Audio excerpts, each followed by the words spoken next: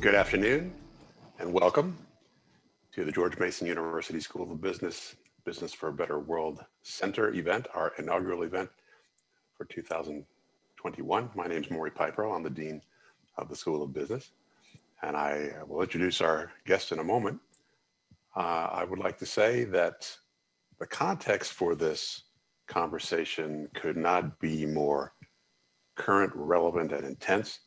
So much going on in our society today that points to why the gospel, if you will, of shareholder capitalism needs to be re-examined and even is going through, one might say, and many might hope, an upheaval.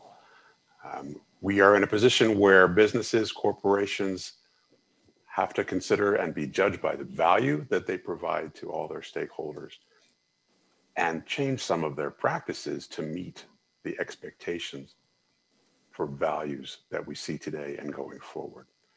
So our Business for a Better World Center is going to move this dialogue forward over the course of this year by hosting a series of conversations on the topic of stakeholder capitalism, which is what brings us together today to explore what is stakeholder capitalism about, what does it mean, and how can it be applied, and indeed should it be applied to our businesses. And before we introduce our guest, I just want to take a couple of logistic points forward.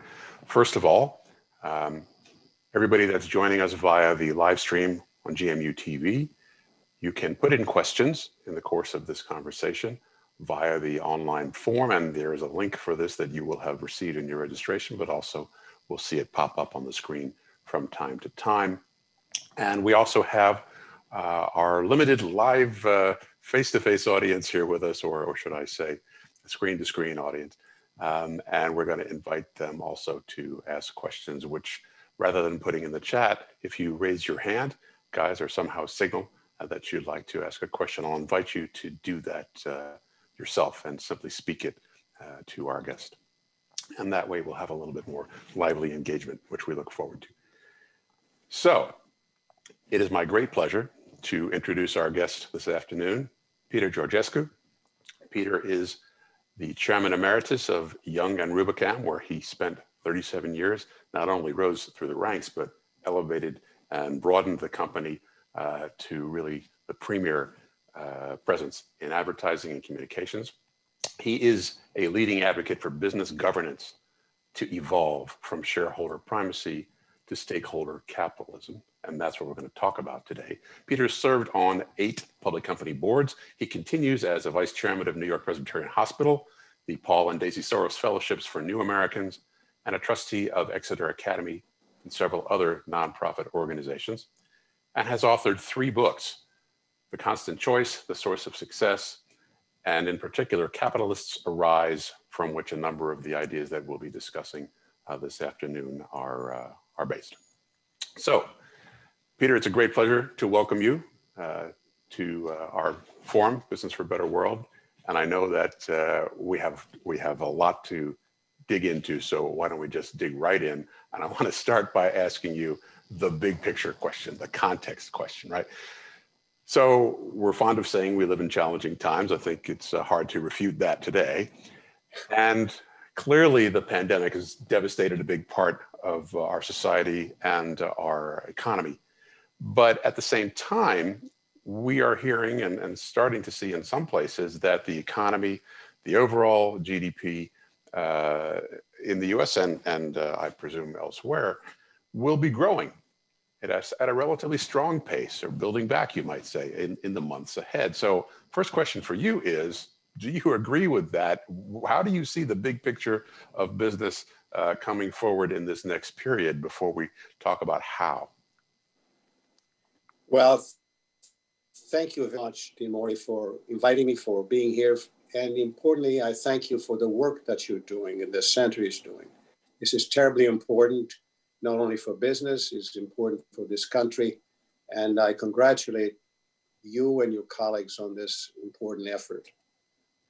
So yes, I welcome that question because just, I think it was the day before, or maybe 2 days ago, my friend David Leonhardt of the New York Times wrote a little piece that's said that he did some research going back in time, and at least for the last 15 years, that he found that the prognostications of growth for the year ahead have been dramatically wrong 12 out of 15 times.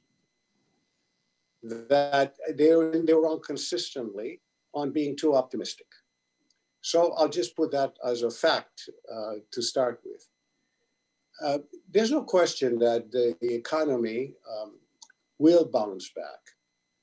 And I think it's an appropriate time to begin to think about what does it mean. You mentioned GDP. And I want to take issue with GDP as a fundamental, the measurement for America. And it is not. It does represent, factually, the average growth of this nation put together. And that's not unimportant and serves some useful purposes for the Fed and Treasury and others. But what does it not do is to affirm the health of America. Specifically, it treats us, and this is the perverse nature of averages, some of the time. And averages kind of tend to hide. There was a joke saying that when Jeff Bezos goes into a bar, all the people sitting around the bar become millionaires, billionaires. And the GDP is very misleading and has been misleading for years. And I say that because understanding how the GDP gets put together is driven mostly by consumption. That's over 70% of the value of GDP is consumption. And I look at that piece of it because GDP is never evaluated or measured against any demographic, meaning by income, by population groups, and so forth. But consumption is. And if you look at one of the most recent, I did some research myself, and one of the most recent data points suggests, I'll give you the specifics. If you look at consumption in 2018, it was made up of, I broke it down by two groups, as we will be talking about what I call the haves, which is about 25% or so of America, and they have much less. That's a generalization, but it kind of holds water. And if you look at that consumption through those two groups, in 2018, then what happened is that the top 25% of America spent or grew by 140% versus the previous year. And the bottom 75% lost in consumption 40% from the previous year. So, but our average was 3.1% growth. So that's the beginning of understanding the fundamental challenge America is confronted, and arguably one of the major drivers of the entire sociopolitical environment that we find ourselves. This chasm that exists in America between the haves and the have much to less. So do I think that GDP growth will expand? Yes, to some degree it will. As history says, probably less aggressively than forecast, because the forecasts for the second half of 2021 are rosy as heck. I don't think it will be quite like that. And I think all the other things that we're already beginning to see is this pandemic is not going away quite as quickly as we would like. But what is really not going to happen is to see the vast majority of America rebounding aggressively. That's just not going to happen. No, Tragedy. That makes a lot of sense. And maybe we can go deeper into that by asking, how serious was inequality in America before this recent period, before the pandemic, et cetera? I think you started to hint at that, but how serious and for how long? Well, I think you're asking the question for us to understand, because if we don't grapple with the severity of that problem, we're not going to find the right solutions. And tragically, the gulf between the haves and have-nots to less has been going on for about 40 years. And it coincided with the arrival of what you named before, which is the change in governance, and we'll get into that in a minute, I'm sure. Change in the purpose of what business value creation and to whom it to benefit mostly. And that's what I meant by governance. Who is the beneficiary of what capitalism produces? And for the last 40 years, that mission was very clear. It should be the shareholder. And the gospel, according to Milton Friedman, who served a very useful purpose to give legitimacy to the shareholder, was that, that it's to maximize short-term shareholder value, with bad words being maximizing and short-term. And that's the era that we lived in. And so that for 40 years, business had helped drive one of the greatest socioeconomic catastrophes in modern times. And let me be specific to answer your question, just how bad was it? When I was starting 5 or 6 years ago, I discovered that close to 60% of America, 60% of American homes had to borrow money most months to put food on the table. Now, I remember showing that to one of my CEO colleagues, and he was very aggravated. He says, that is not possible.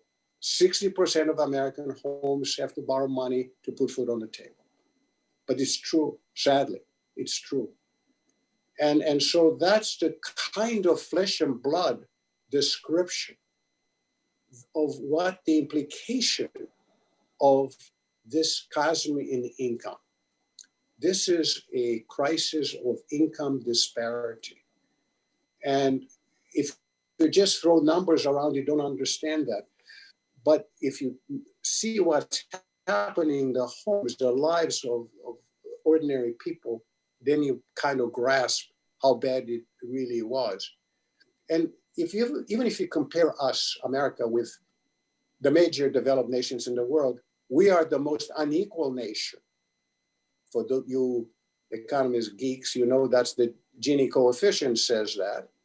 And that's where we are. And we are also the most immobile society. And by mobility, I mean the ability to go from the lowest rank in society to the top in one generation. Again, we are at the bottom in terms of positive mobility of our society. We have managed we business have basically, for the last 40 years, held our wages basically flat for close to 40 years, at or sometimes below inflation, most of the time inflation in the last couple of years slightly above inflation, but basically flat for 40 years. We have found a situation where the workers in our country are totally disconnected from their companies because they are treated so badly, they're treated so poorly, they have no incentive to really perform. And then lastly, maybe I can tell you that the education in America, the public education in America is lousy. It's lousy. Notwithstanding the fact that we have some of the finest prep schools and some of the finest high school in the world are in America. And yet, when you average it out, we rank in the bottom half of the developed world. We are the country that created public education ever. And so our education obviously is totally related to the kind of income disparity, because in the zip codes where people live, or this 75%, where education is importantly driven by real estate taxes.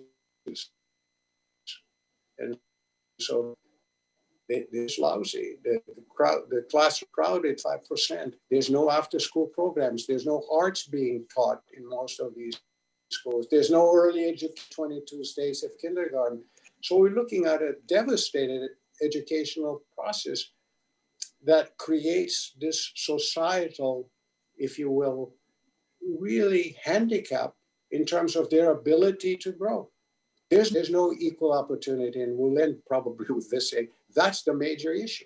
Nobody's looking for equal income. We do want equal opportunity. With lousy education and lousy wages, you can't get there from here.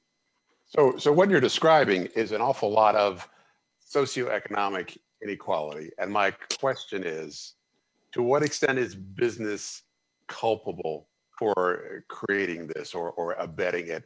And that then generates the rather extreme question, but we hear it often now, which is capitalism the wrong answer for America? Well, I think capitalism can be the right answer for America. And I should go that after I just maybe focus attention on a couple of things that say business is very much culpable. As I said, it is the major driver of this socioeconomic divide. And importantly, as I said, is the way we treat workers, the employees. The C-suite is doing great. The CEOs, we know, are being paid extraordinarily well. We can come back to that. Too much in many, many cases, because they are asked by shareholders to deliver the next quarter profitability, because that's what it's called for. That's what maximizing short-term shareholder value means in financial term, by the financial police that is sort of watching over business. And they're saying the next quarter, your profits better go up, and better go up by very anticipated levels. So the whole focus, every seat of attention over the next quarter's profits. And so that's the focus. If you look at the trend over the last 40 years, our productivity has gone down dramatically, and investments in R&D is down, investment in basic research is down. So our global competitiveness, by and large, has been decreasing. And on top of that, we are seeing a situation where about 90 or so percent, slightly over 90% of the operating profits of business goes to the shareholder. And I would say from a value perspective, you look like a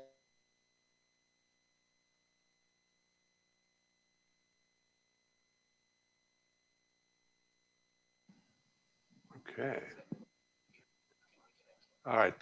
Just to say, Peter, you dropped out for a second. Looks like you're back, but now your microphone is off. We lost you after from a value perspective, if you're hearing me. So from a value perspective, yes, thank you. From a value perspective, about this 25% of America that I have, so to speak, they own about 90% of the value, the total value of the stock market is in the hands of this 25% of America. So you see this again, this is what business has been able to do, and to transfer in a very tax efficient way those benefits to this small group or relatively large minority, but it's a minority in America. So that's the reality. And often, you hear people, particularly the progressive wing, saying, my goodness, we better get rid of capitalism. Well, I would tell them, as I'm saying to our audience today, that capitalism happens to be the most extraordinary driver of prosperity and growth that humankind ever created. How is that for a positive endorsement of capitalism? The challenge is that capitalism, the way I look at it, is like an engine. It's an engine that is awesome at producing this prosperity and growth. So that's wonderful. Then what happens? Well, like every inanimate engine, capitalism doesn't have a conscience, has no moral compass. It just produces. That's free enterprise, and its ability in free enterprise to access the capital markets, to access technology and human resources and every other resource in the supply chain. So he does that, and it also uses the principles of prudent risk and proper directed incentives, and you put that bouillabaisse together, and voila, you get this extraordinary prosperity and growth with no moral conscience. It doesn't know anything other than to produce wealth and growth. But then on top of that comes this notion of governance. So somebody's got to tell this beautiful machine who gets to benefit from this. And that's called governance, right? So for the first 40 years of American capitalism, the governance was the workers, the shareholders, the community in which you did business. And so that worked brilliantly for everybody. And America built itself as the dominant country in the world, and it built the middle class as the largest economic market in the world. So voila, that was the governance then. Then we started to talk the last 40 years where this disastrous dichotomy between the haves and have-nots less was created. And then that's when the governance changed to our friend Milton Friedman's notion of the purpose of business is to create value for the shareholder. And that was the governance that has existed since 1982 and exists through to this very day. So the notion is not capitalism per se, but what governance we ask capitalism to have. And so I say, to answer to your very first question, what do? You have to look at the governance, and what's changing is not changing capitalism, but changing the governance of capitalism. Yeah, no, that's if that makes sense. Yeah, let me just clarify a couple of things. When you say first 40 years, you mean the post-war period, right? Correct, from about 1945 to 1981, correct. Okay, so there were other issues around capital and labor in this country before that, but you're talking about the period that that came after the Second World War, where perhaps that's what I would call the modern era of capitalism, started right after the war. With a balance of interests that is better than it has been in the last few decades, I guess. Totally flipped. Flipped. So we're also starting to talk a little bit about time horizons. And so you raised it, I was going to raise it, and we have already one question about it, which is this, is the problem short-term versus long-term horizons? And are there some entities, we read in business schools a lot, that, you get longer term, either because they're the national culture in which it sits thinks longer term, think China, or because they are, let's say, family-owned businesses and interested in, succeeding over generations. And so this quarterly returns piece isn't everybody, but maybe somehow it has come to dominate. Is it a short-term versus long-term time horizon problem, Peter? Yes, I think once again, the issue, we come back to governance. And I mentioned when I defined what the current governance is, it's very simple. Maximize short-term shareholder value. That's what he says. Literally, you maximize for the short term. And that's how the quarterly pressure comes on. Because it's not saying, in fact, to be fair to Milton Friedman did not say maximize short-term shareholder value. He said the purpose of business is to produce value for shareholders. And the way business leadership chose to interpret that, together with government and the financial community, to make it very simple, they made it short-term. And everything was short-term. So long-term ideas, which is how the world doesn't work in quarterly fashion, it's generally speaking, it is much longer time frames. And that was just not part of this particular governance. So yes, the issue is very much short-term and long-term, but to say that the only problem is short-termism would not be fair. It's part of the current governance problems, and the next version of capitalism has to think about differently. as it is, but you see, again, the governance can be very flexible. You mentioned China, and I hasten to jump on that because a lot of people say, well, China is a communist economy. It is totally misleading and wrong. Yeah. China operates, the Chinese business operates, is pure capitalism. Right. The beneficiary happened to be the communist government. But the way they have structured their business is in essence to mimic what capitalism exists anywhere, whether it's in the Nordic countries and EU or America. They know clearly who the beneficiary is, and they do interfere and they make sure they get what they wanted to. They are their own police. We have the financial community that worries about how business performs. The communist government worries about that. But the underpinnings of the engine is capitalism in China. It's important for us to understand that. It's not socialism. Socialism means it's quite different.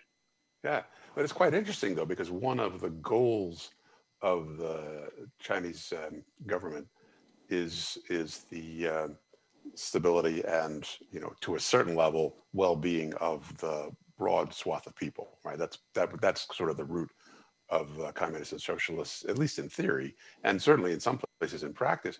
I'm interested to then make that broader comparison of why other countries, including some of the very core capitalist ones, Northern Europe, for example, are doing better for their people, I think is the point that you were making, than our capitalism is.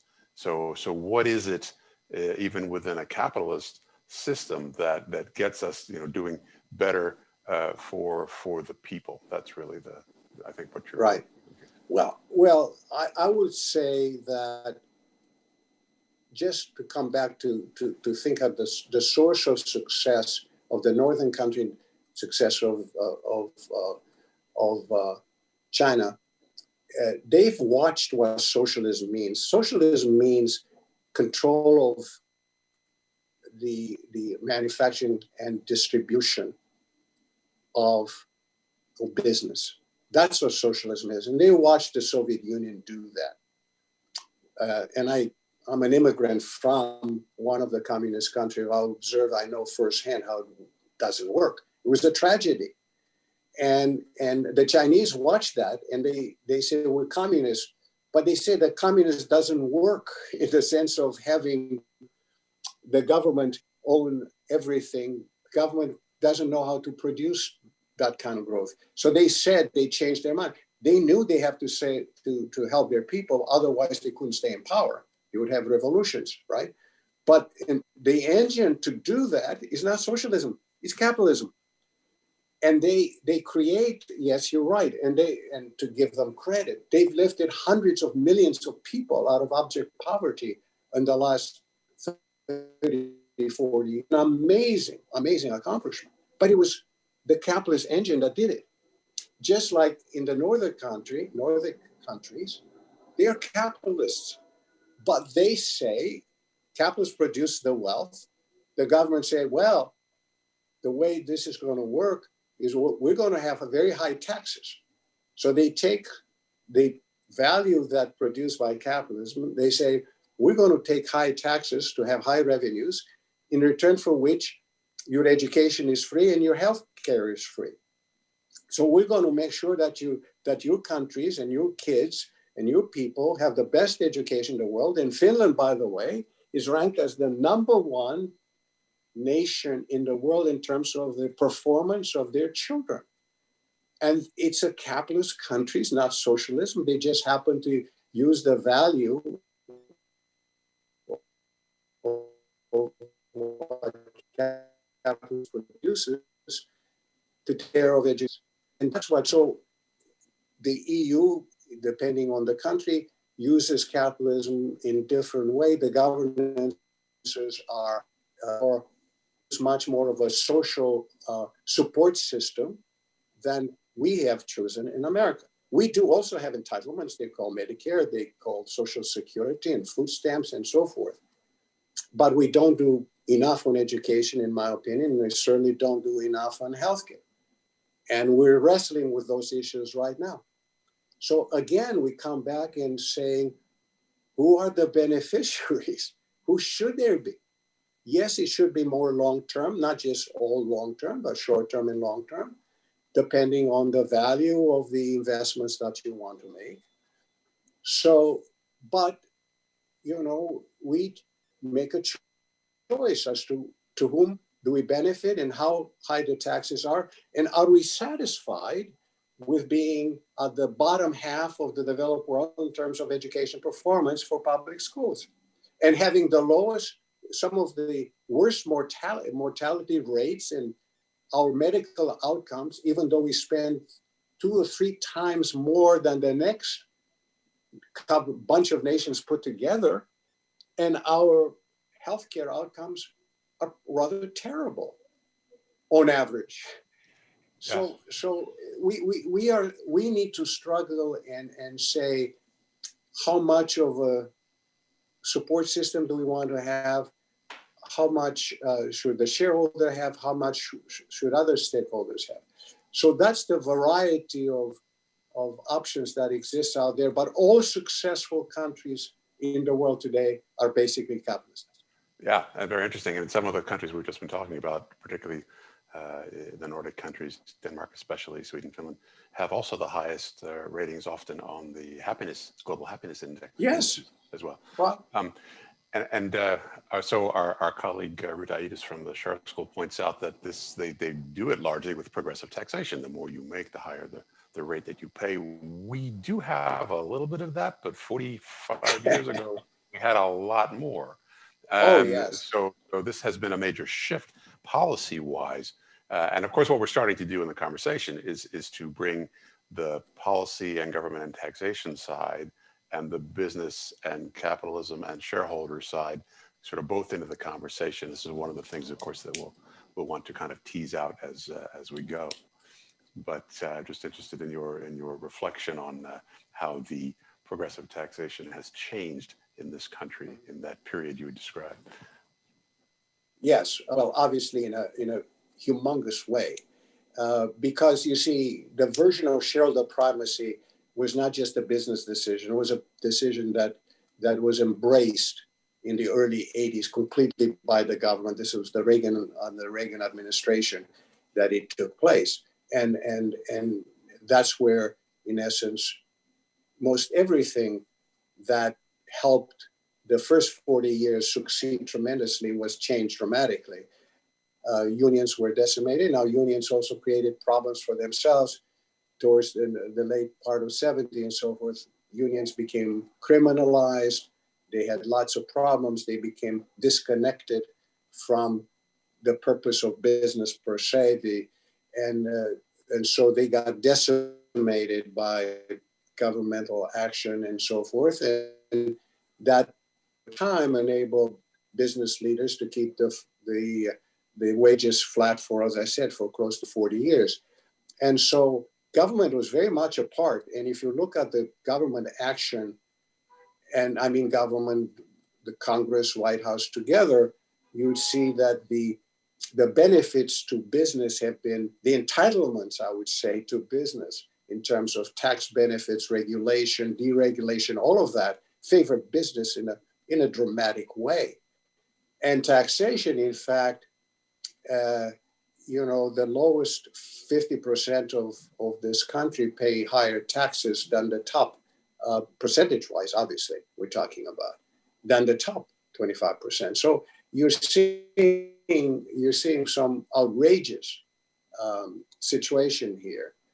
And so there needs to be a thoughtful rebalancing here of how the benefits, the governance, and government action combined with business realities. Both of us need to re-examine if we want to solve the socioeconomic underpinnings, which are lacking. And what we have seen let me just mention here in 1 second to just say, COVID has taken this tremendous chasm of Grand Canyon quality chasm between the have and have-nots, and has driven that difference exponentially, right? So you see the vulnerable people now are almost always in that lower 75%. And as you get lower in the income level, you see the lines of folks 10 miles in the cars trying to get to a food bank, waiting for days to just get a box of food during this pandemic. Or in previous months and years to vote, or you pick the to vote. Pick the thing. Yeah. No, really interesting and important. And I guess I like to connect it back to the sort of short term, long term, because one might argue that the more we sort of undercut, the resources dedicated to, let's say, the general welfare, just to pick an old American phrase, the harder it is to have any stable system. So on the short-term, long-term question here, we have one question that's coming from the TV audience, which is, why do at least some of today's large technology companies appear actually to be long-term oriented? So, some large tech companies investing in R&D, although as you point out, overall R&D as a percentage of business income has gone down. But Google, Tesla, trying to build self-driving cars, Microsoft, Amazon, Facebook, Google, all have plans to be net carbon emission negative in the next 10 to 20 years, is what's coming from one of our audience members. And so it sounds like there is some, part of it, of course, is image, but I think a significant amount of it is also substance. How does that fit with what you've seen and described around quarterly, shareholder return model? Well, we've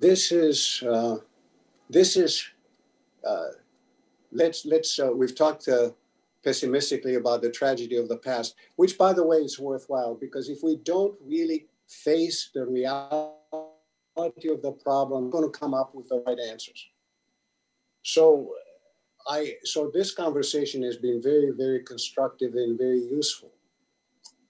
But now let's move forward and say, let's imagine now for a moment, let's reimagine the governance of capitalism. And because that's where the answer lies. And because I mentioned this beautiful engine doesn't care. It doesn't care what you do with the benefits. It produces, by the way, capitalism worked wonders. It did exactly what it was asked to do. If you look at the growth of the last 40 years of the shareholder class, that 25%, the value creation for that group exceeds anything that any one of them could possibly have imagined. Right. So it worked again. Once again, it proved that capitalism works. But now we've got to say, okay, so what's the governance now that should be in place going to the future, where we can create the kind of inclusive growth that we as a country clearly need to have to solve the problems that we've just outlined. So that's what stakeholder capitalism is about, is try to make sure that in the governance on business, it's almost metaphorically that being at the table of decision-making processes, the CEO has to think about multiple owners, multiple stakeholders. And those are, the customer comes first, probably, because if you don't take care of the customer, nothing good ever happens. And the workers and the shareholders who bring capital to the table, and the corporation itself, because in today's world, the competition, global competition, is fast, aggressive. So you need to invest in the company. So it has to be a stakeholder. And of course, we need to worry about the communities in which you do business. You need to worry about the suppliers who work for you, help you succeed. And then how about the other community called the planet? If we don't take care of the big house that we all live in, why, we ain't going to be around to worry about capitalism. So that needs to be taken care of. And so those are the critical stakeholders that the modern new version, reimagined version of capitalism that we now label as stakeholder capitalism needs to worry about, and to satisfy the needs of each one of those stakeholders. And it's up to the company leadership, the CEO, and their boards to make sure that each one of those stakeholders are looked after, and that the public markets understand what the plans were for each one of the stakeholders. So there will be a transparent progress report, so that the investment public can say, between company A and company B, I choose A because they appear to me to be more balanced in terms of the stakeholders and so forth. So this, again, free enterprise capitalism begins to work, and now it satisfies, not maximize one stakeholder, which was for 40 years, but multiple stakeholders. And the interesting part is that when you do that, everybody seems to win bigger. And I think the profitability of stakeholder capitalism will be higher. And I'll give you an example. Capitalism was named because in the early days, even pre-capitalism, if you had money, you could build factories, you can build distribution system, you can have advertising budgets and so forth to merchandise your products. So that's needed money. In the 21st century, and certainly now, the value of money is not what it used to be. Take all your money by the bushel, go to the bank and see how much you get in return for your money. Money's cheap. Money is ubiquitous. There's more money floating around, pumping any number of crazy things because it's looking for places to land. So money is not the driving, is not the value creator, is not money. So who's the value creator? It's the workers. Not the CEO even. It's the workers. Why? Because only workers can do the things that business growth is creating in the 21st century, which is to do two things. You have to constantly innovate, and that's how we please every stakeholder gets benefited from making sure that innovation and better products and new products get put in the marketplace in a productive way. And only the workers really produce innovation increases and productivity increases. And so that's the engine for greater profitability.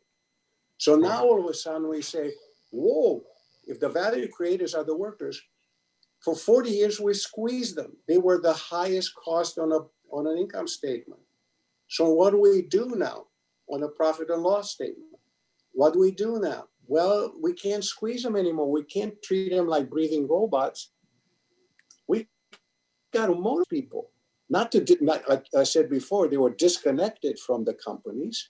When you treat people badly, don't pay them very much, they're not going to wake up in the middle of the night and say, how am I going to increase the well-being of my company? Hello?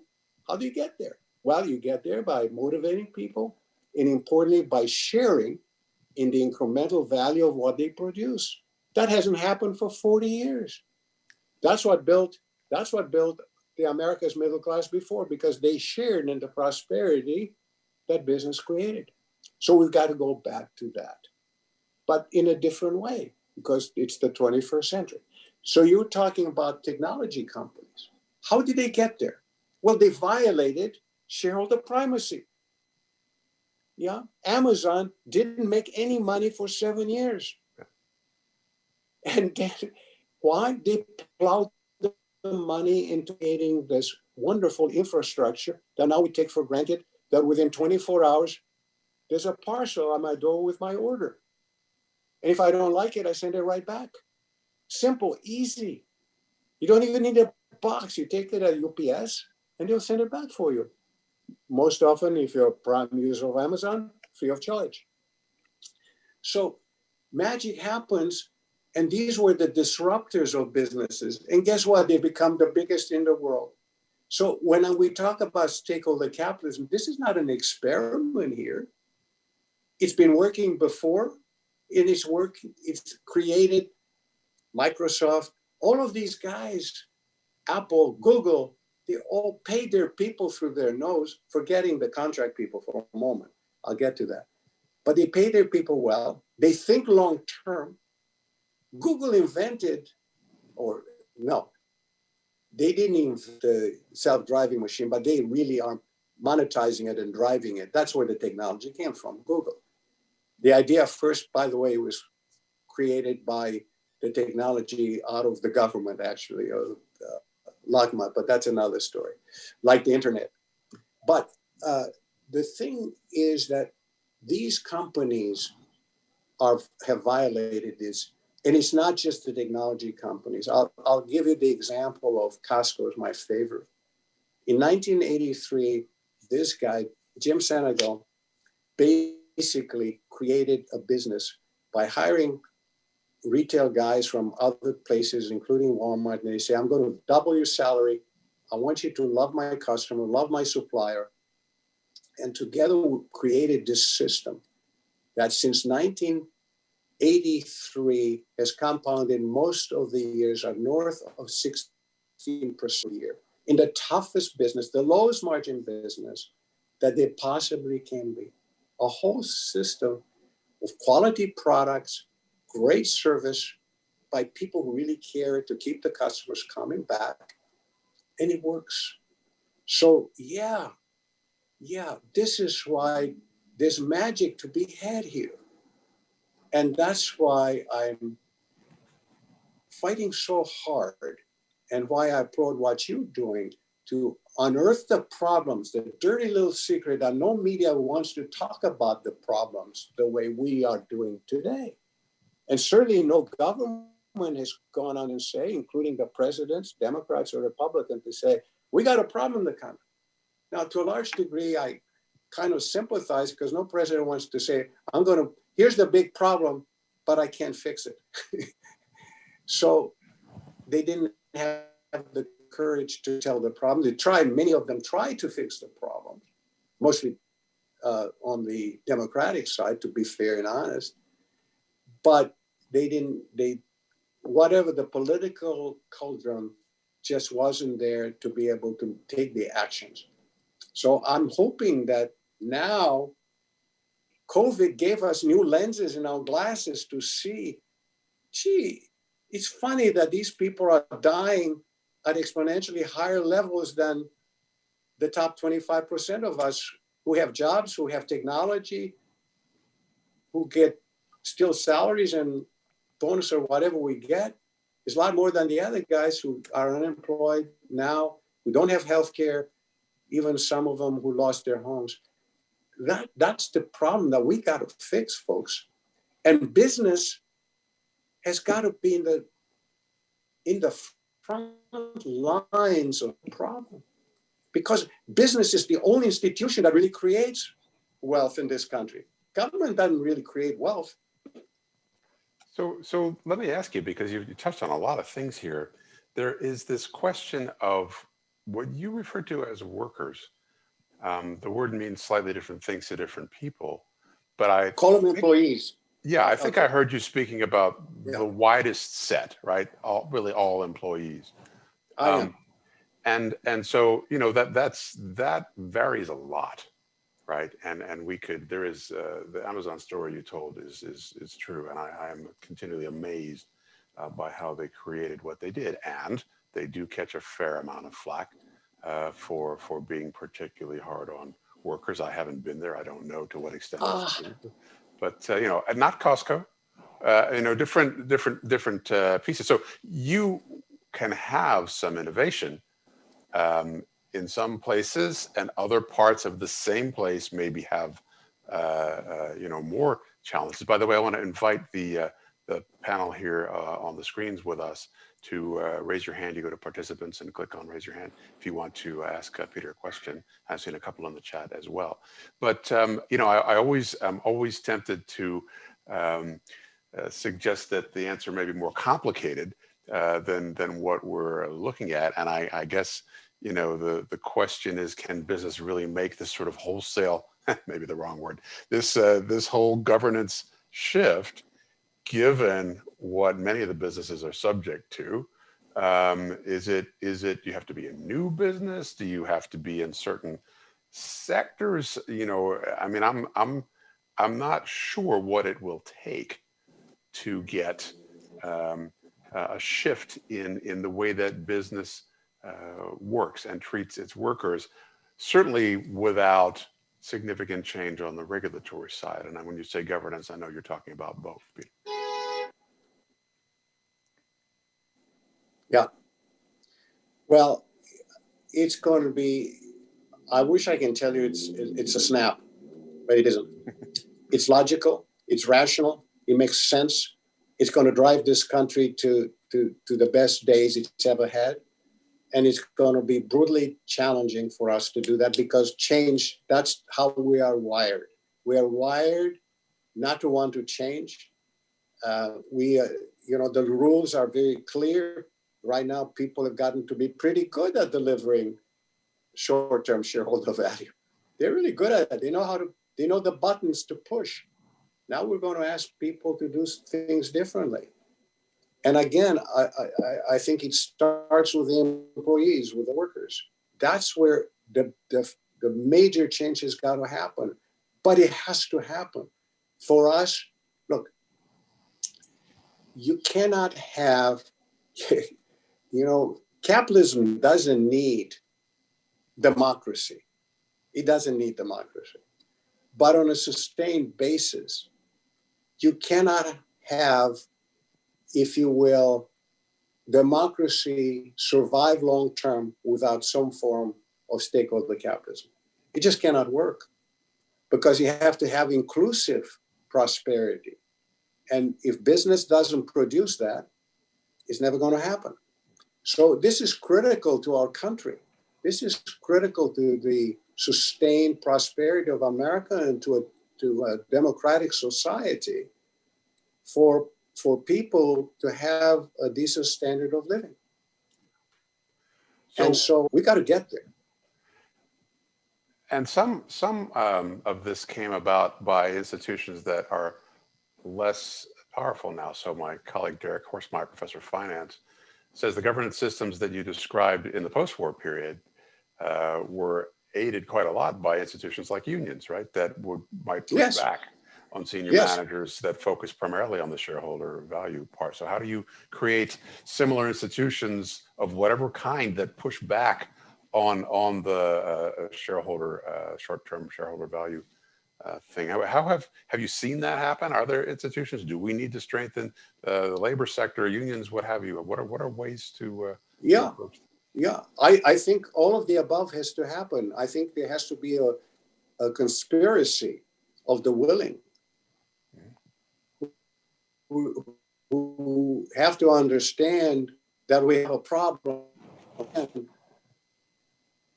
the critical part of the solution of stakeholder capitalism is the acceptance of the reality of the problem that we have, and the fact that primarily we business can help solve the problem. Okay, that's the starting point. And you see business leaders now beginning to talk about seriously, and organization not for profit like the Business Roundtable was a magnificent action that they took in August of 19, when they said the purpose of business is beyond just providing value for shareholders. They must also consider other stakeholders and society. That was a major breakthrough for business. 170 companies signed that, and that opened the dialogue. Now you have people like Just Capital that is looking and measuring progress in this direction, publicize it.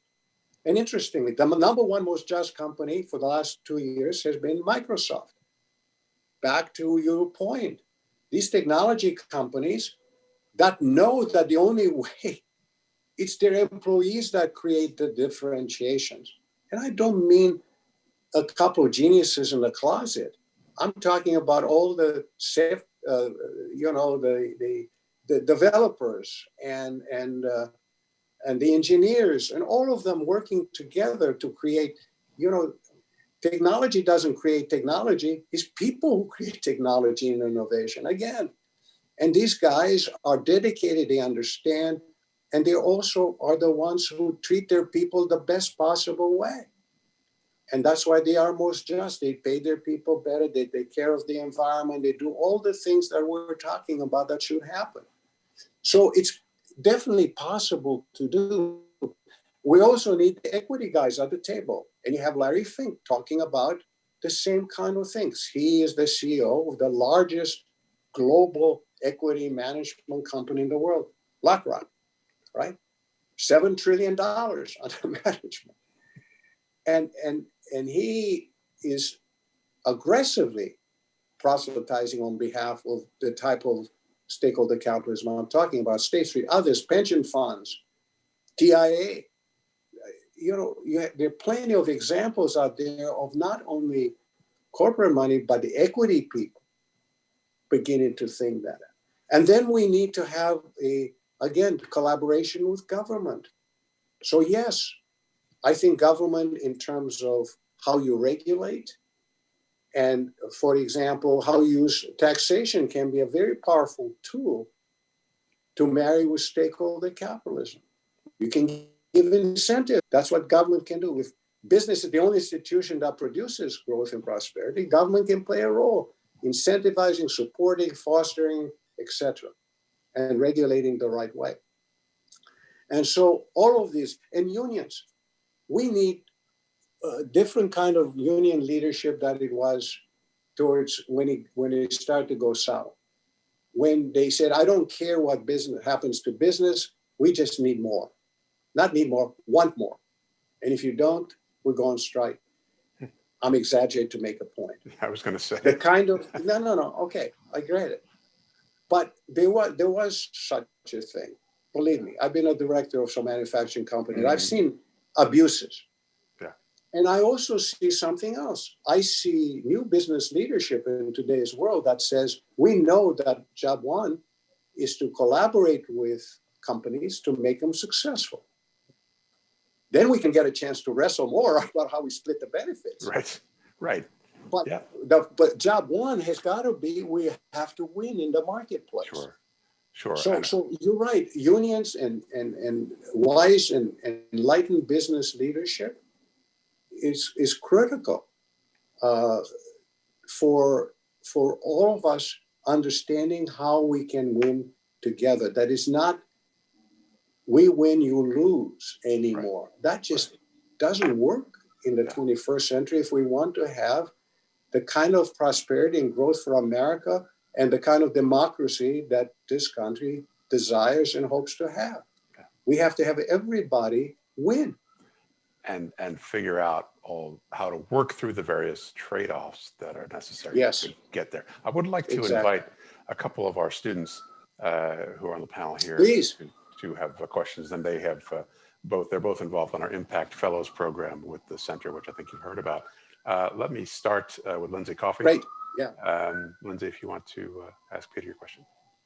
Yeah, so I read a little bit on your book, Capitalists Arise, and I thought it was really interesting how you noted that it's shareholder primacy that is the reason behind America having greater wealth inequality and a lower social mobility, not capitalism.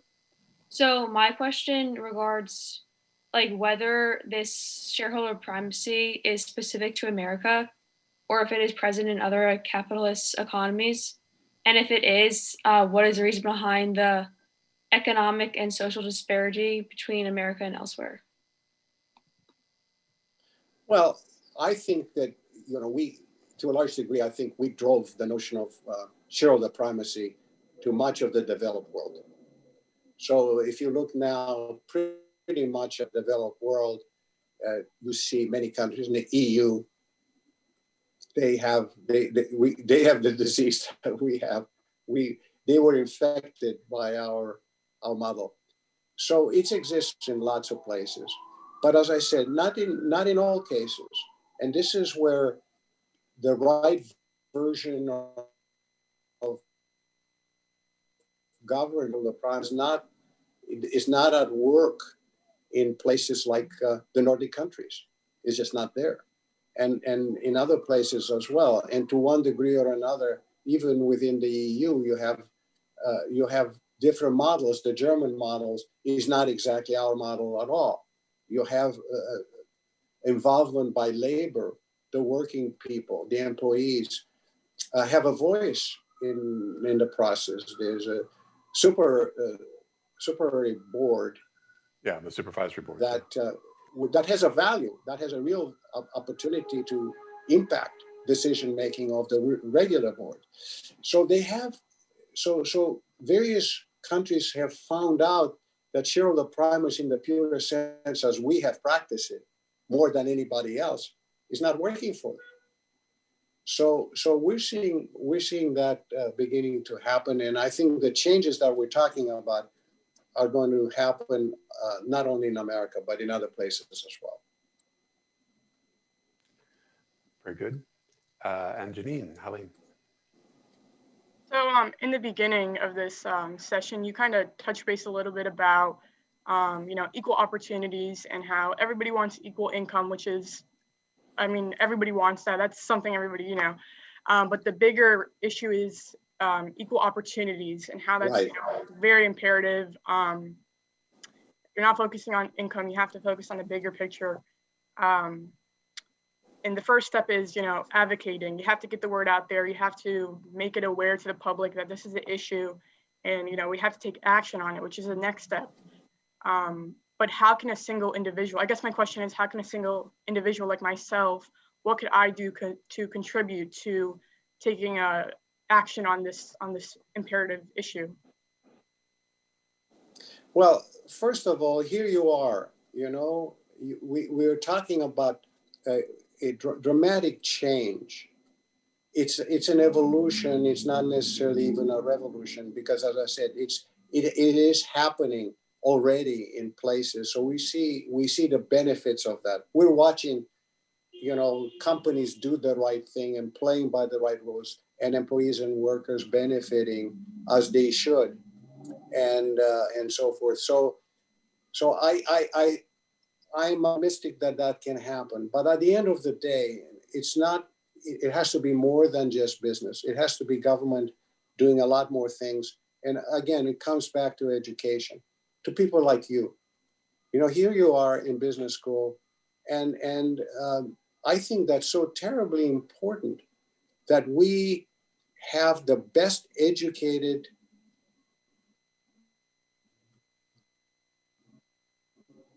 society in the world.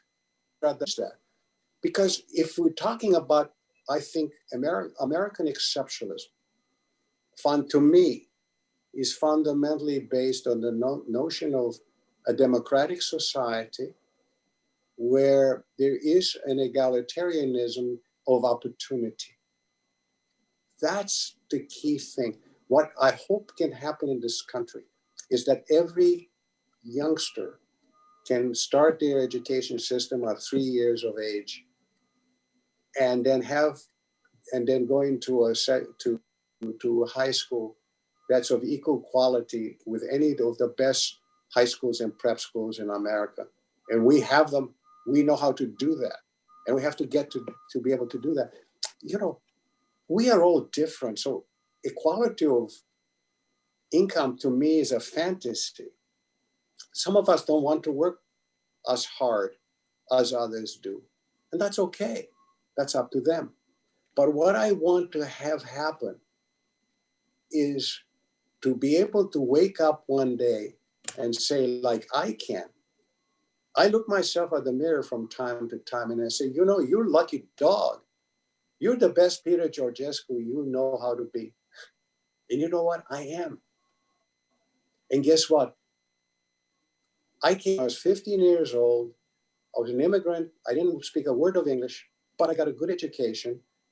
And I can today say, I live the American dream. That's, to me, the American dream is being the best that you know how to be and having that opportunity. And I did that. And guess what, America? And now I don't care what your color is. We can't care what your color is or your religion or your gender. You should have that opportunity. That to me is the ultimate of American exceptionalism. And so, come on, young lady, go to work on this. You have a big role to play. We need you. So hurry up, get through this school thing and get into the real world and make it happen. I need your help. And if we do the school thing right, it will include bits of the real world along the way, which among other things is what the impact internships is about. Exactly. So I want to thank these two for A true shining object on the hill. Well, indeed, and having aspiration, but also pathways of opportunity, because the possibility for frustration, of course, as we see quite a lot, does come in. Kathy, did you have a question, or was that yeah? This is Kathy. Yeah. Kathy Calvin. Yeah, thank you. I'm Kathy Calvin. I used to run the United Nations Foundation. I'm on the advisory council to the center's work.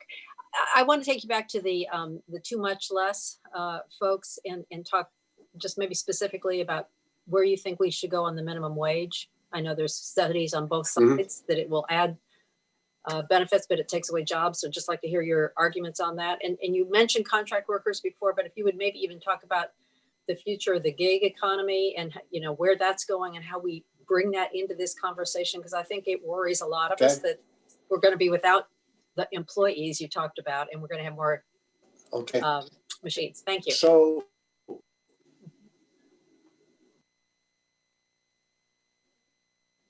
okay, so let me start with minimum wage, if I may.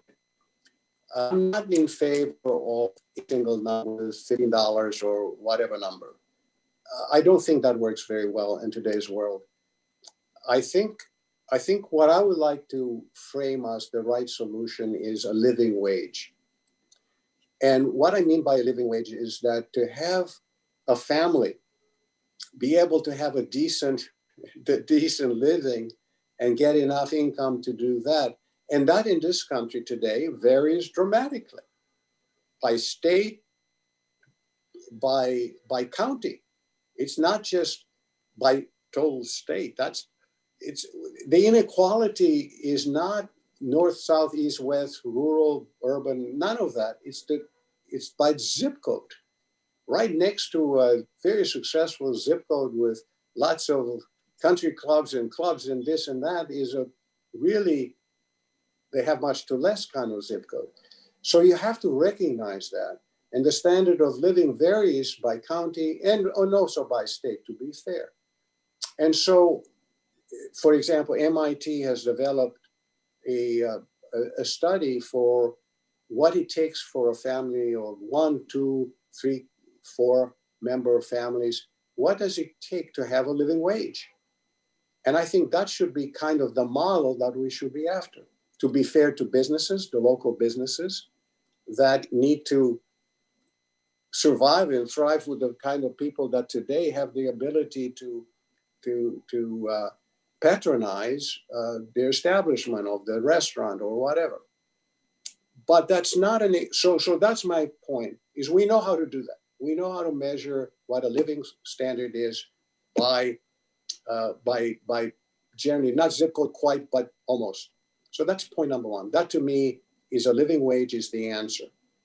It's fair to business and this. And by the way, at some point in time, if even at that point, if businesses can't afford to pay people that, then I say you should go out of business. Because where do we draw the line? Do we want to bring back child labor here? Because we can pay kids less money? Come on. There has to be an viable economic model for a business to exist. So I think a living wage is the way to go forward. So I think that's kind of the macro area for how we should think about fairness, and that's at the low end. The higher end, as I said, at the higher end it's about fair pay, and the fair pay is in the sharing of the sharing of the fruits of their labor, the value. So you have to share in the value of what you produce. That's how I think about it. Give me again, did I answer part of your question? The other part was? I think it was actually the whole gig economy that doesn't have the gig economy. Yes, yeah. The gig economy. Well, but the gig economy, we're talking of the gig economy being close to 18 million workers. That's about close to 50% of the workers today are in the gig economy today. And I'm terribly worried about that, because that usually on average means 20% less in terms of income, no benefits, and no pension. So we got to come to grips with that. That just cannot be an excuse to maximize short-term shareholder value. That just doesn't work. And so we got to think about that in a totally different way. How we pay people fairly. That's not it. And so I'm aghast at that. Yeah, it's an important topic, because the part of it that we haven't really talked about, at least in the last few minutes, is the societal piece, right? The social safety net. And certainly if you go back in time, just a few generations, right, in human history, gig economy was almost everybody, right? Unless you were working in the, the government or the military, the church, or what have you. Most people didn't have those sort of corporate structures. And the question was how much, if any, were or are provided by the society. So it's not one or the other. It is presumably some kind of mix. And you look at the other economies we were talking about before. It should be. But it in the U.S. it ain't much, and I'm compared to the others. So I'm curious, then how do you strike that balance? Well, you see, what's interesting, we all are debating, wringing our hands and saying, my goodness, we want bigger entitlements, or we got to cut out the entitlements. Is healthcare an entitlement? I mean, do you? I want to know what you don't want more entitlements or fewer entitlements. So, but should the question be, do we need entitlements? So why can't we fundamentally begin to address the fundamental issues that create the need for those kinds of problems? How do we need to have food stamps in this country? And so forth. And need to begin to, as I said, let's address the fundamental issues so we don't have the need to have food stamps in this country and a Head Start and those kinds of programs. Not because I know they need it and we have to have it. I get that. But why don't we begin to create the kind of society, business situation for business and people who work in business, that they can have a living, if you will, wage that enables them not to have extra things that society provides. So I think we have to move in that direction. In the meantime, we desperately need to have the support system and so forth. And if private sector and with government cannot fix the education, cannot fix that, then we have to find ways in which case we can provide that equal opportunity education for all kids. We got to have that. So it's a journey here. It's a complicated journey of coming together to say, we have allowed the common good to leave town. We got to beg for the common good as an idea to come back in town. Very, very good. And think through that lens on the decision-making process. So now we got a few hands raised here around the room, unsurprisingly. So let me start with Nicole. Hi, Peter. Thank you so much for the work that you do, and great questions by the students. When you talk about the time from 1945 to about 1981, and you look at the tremendous amount of wealth really that was created during that time, I think we can't ignore the fact that there were some people who weren't included in that wealth creation. For sure. Yes, and so when you talk about reimagining capitalism and the governance, specifically the governance of capitalism. I just want to get your take on how do we make that more inclusive? You know, what do we say when it comes to inclusivity of ethnic groups and also gender? Well, precisely.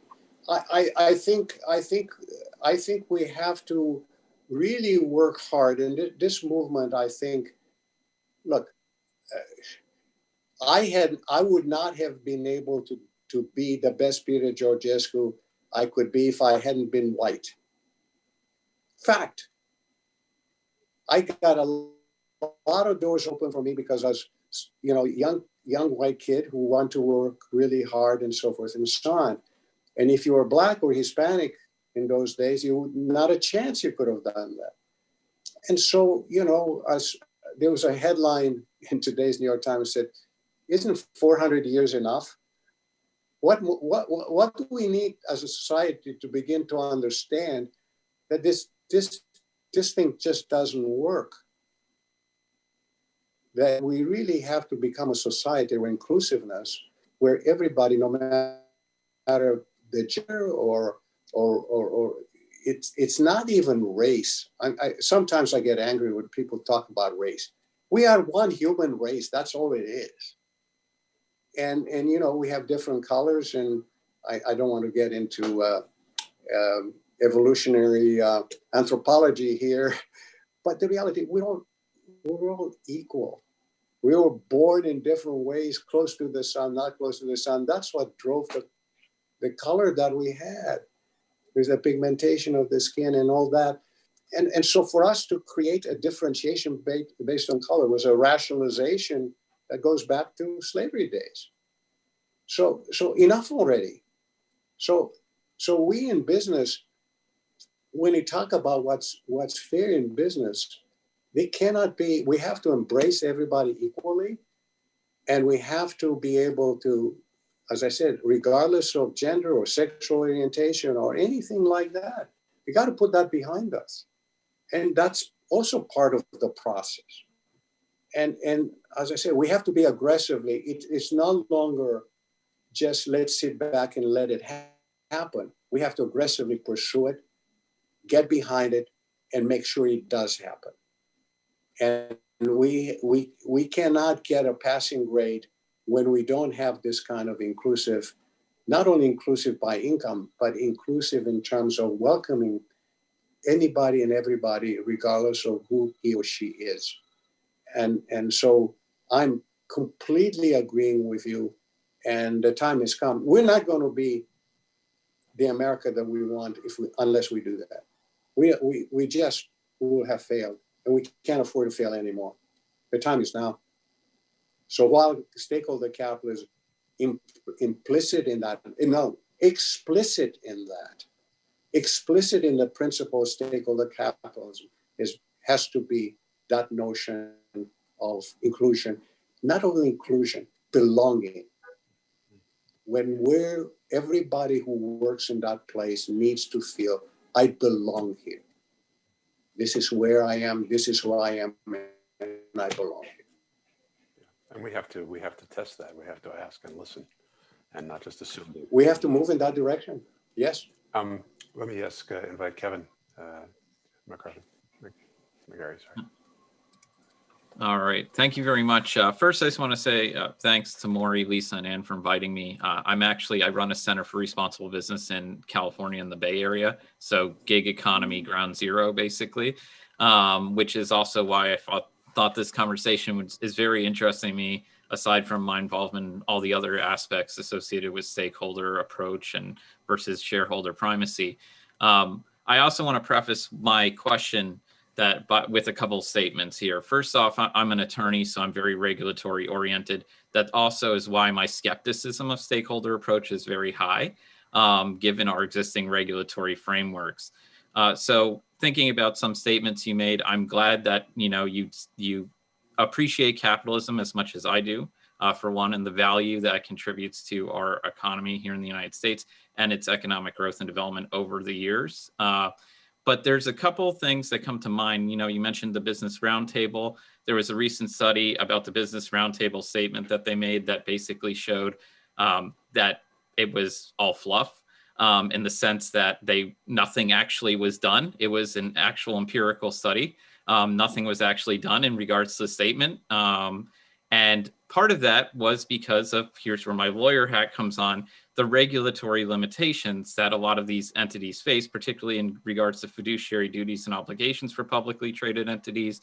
When we think about Amazon, the supply chain development, a lot of that happened specifically because they cut sweetheart tax deals. I'm a tax attorney.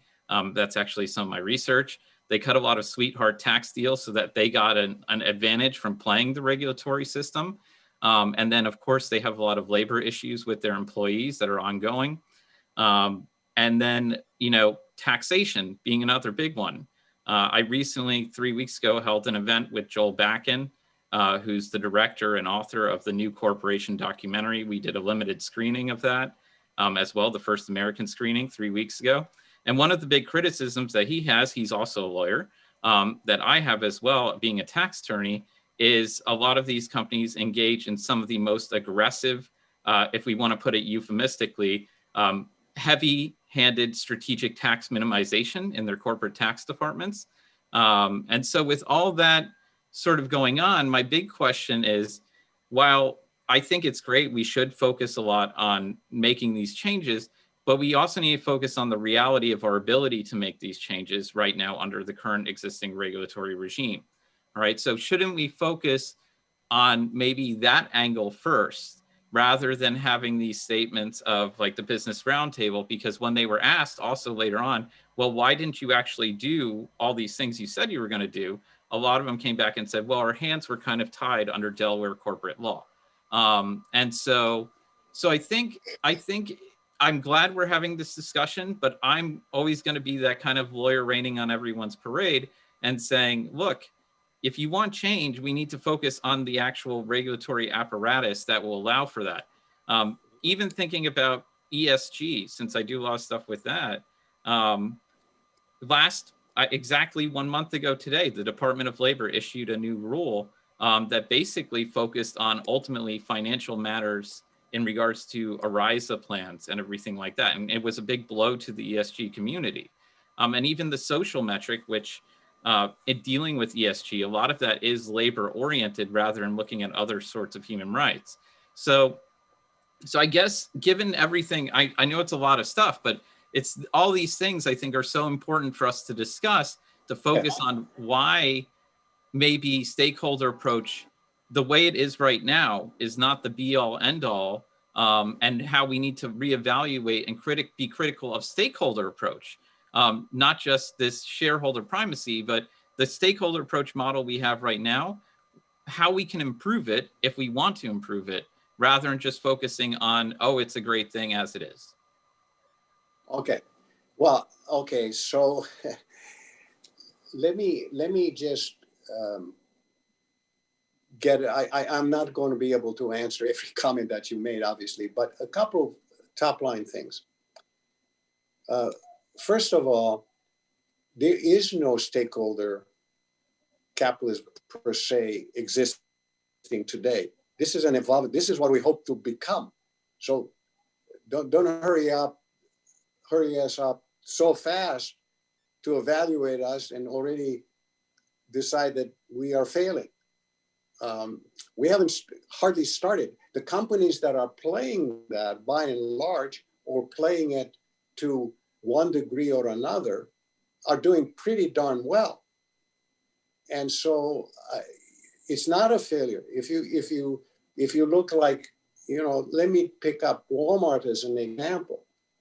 That was a signatory part of the Business Roundtable.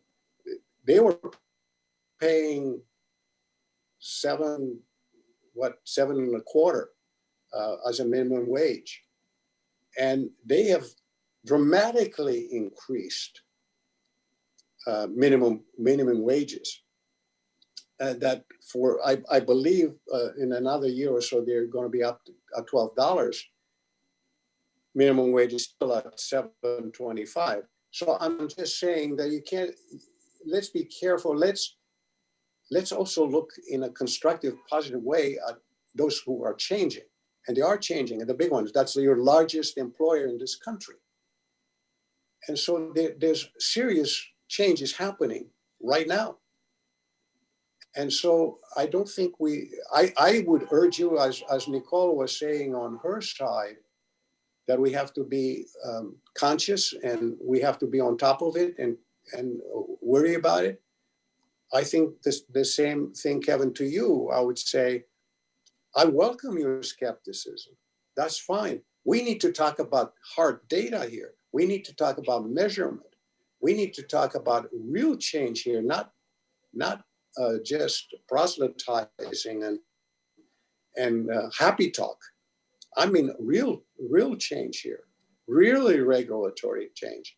And I would say that what had transpired in the last 4 years until not even a month ago, right? We're talking about 3 weeks into a new system. But the previous 4 years, the cabal between business and government was north of 100%. So look at the biggest tax cut in the universe happened a couple of years ago. So don't be discouraged yet. This is a journey, and no change happens, as Dean Mori was talking about earlier. It's not going to happen easily. Change doesn't happen that way, but it's happening, and it's got to happen. And it takes skepticism, awareness, transparency, and measurement. I'm talking about real measurement here, not happy talk. So please keep your skeptical hat on and make sure that the next time we talk, then you can go after me. In the meantime, just keep your vigilance up. I think it's very constructive, but also try to be fair and open-minded. When you see good change happen around it, celebrate it, because we need both. We need the skepticism. Your skepticism is constructive. We also need celebratory action to make sure that we motivate people and organization to do that, and government. And by the way, all of us have a role to play. Let's send to Washington the kind of people that get it. And this is really by way of closing, because we're just about at time there, Peter. I do want to zoom back out to that big question, and with apologies to the few people that still have got their hands up and the questions on the table. I am sorry that the time has gone as fast as it has. But just by way of closing us out, Peter, as you were just talking about business and government, what for you is the ultimate objective, you as a business leader, that the business government effort can produce? What's the big goal for business and government working together? The goal, I think the goal for all of us, the kind of partnership that business and government can put together is, I can get so excited that it goes beyond my ability to dream about. America can do almost anything it sets our minds to do if we have the will to do it. And we've demonstrated again and again. Take, for example, the Genome Project. No single company could have possibly done that. Governments went out and decoded, because the risk was too high, $40 billion it took to decode the DNA. And they did that, and then business came along and we monetized those kind of discoveries. And now we have millions of high-paying jobs, close to 100,000 and more around this country in healthcare because of that kind of investment. We're talking now, literally, we're talking about the kind of infrastructure that is required for America to be able to function as a truly developed nation. Look at our infrastructure. If you ever drove in the streets of New York City, you know what the third world is like. So there's opportunities galore. How about AI? How about 5G? How about nanotechnology? How about the clean energy that exists around us? Those are humongous job opportunity to create collaborative between business and government and partnerships. The opportunity for us to say the really fabulous golden days are ahead of us are enormous. And so it's up to us. People with gray hair like me and all of you and students, we all have a role to play in this thing. And get to have a consensus of agreement of just how ambitious we choose to be. And with common sense, with the common good, and of the willingness to break through all the shibboleths and problems of the past to become an inclusive society that benefit all of us, then we can get to what the American Dream version 2021 begins to be. That's the opportunity there for all of us.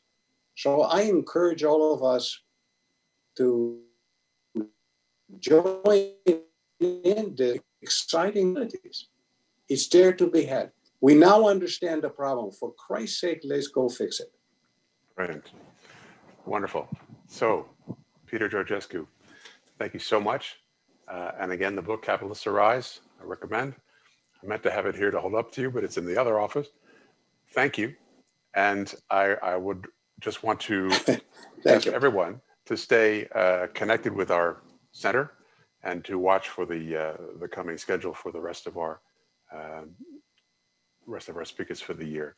But once again, thank you all for coming, and especially Peter Georgescu.